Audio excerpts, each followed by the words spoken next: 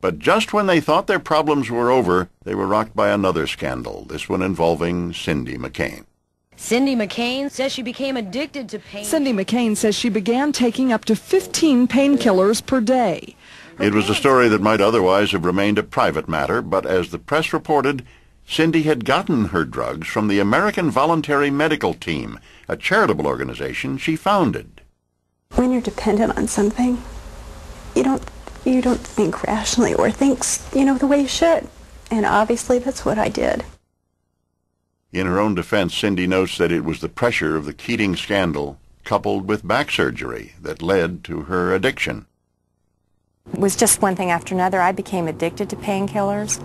I did some wrong things while doing that. But fortunately, I'm in recovery. I'm 5 years now drug-free, which is a wonderful thing for me. And life goes on. Thank you. Thanks for being here. Thank you. Good to see you. In 1992, with his reputation tarnished by the Keating scandal and the revelations about his wife, John McCain had to run for re-election to the Senate.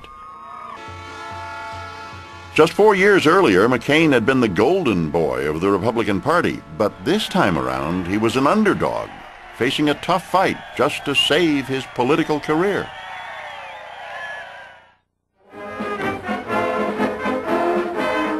For Senator John McCain, his 1992 re-election campaign was a chance to put the Keating scandal behind him. He campaigned hard and surprised everyone by winning with a whopping 58% of the vote in a three-way race. Thank you. Thank you very much. It was a welcome vote of confidence from his constituents. Thank you. And since his re-election, McCain managed to regain much of his stature in the Senate. He was appointed to a number of powerful committees, including Armed Services, Indian Affairs, and Commerce, Science, and Transportation. Oh, is that right? Huh. But campaign finance reform was the cause McCain made into something of a personal crusade. Live from 910. McCain's critics claim he's trying to erase the stain left on his reputation by the Keating scandal. But he says he's just trying to clean up a corrupt system. First of all, the system is broken. Everybody knows it's broken. The American people do not have an equal voice in government today. Rich people... In 1995, McCain and Senator Russell Feingold, a Democrat from Wisconsin, introduced a bipartisan bill that would overhaul campaign fundraising. To him, this is about honor, not just for himself, but for all of us. For many of us, the fundraising process for U.S. Senate campaigns besmirches any sense of honor many of us sort of thought we would have as U.S. senators.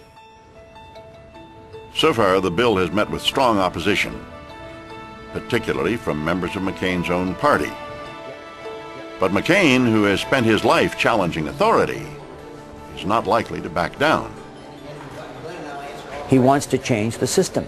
And a lot of us who cover politics know what a corrupting, and corrosive system it is. And that John McCain is bold enough to take on his own party, as well as the institution of which he's a member, elevates him. Though McCain would never want to acknowledge it, his war hero status makes it difficult for his colleagues to attack him. People who disagree with him vigorously on an issue, they can't say he's a punk, that he's no good, because there's always that heroism thing, which is very genuine.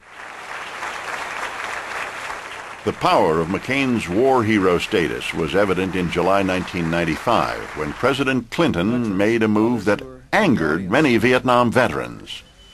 Today, I am announcing the normalization of diplomatic relationships with Vietnam.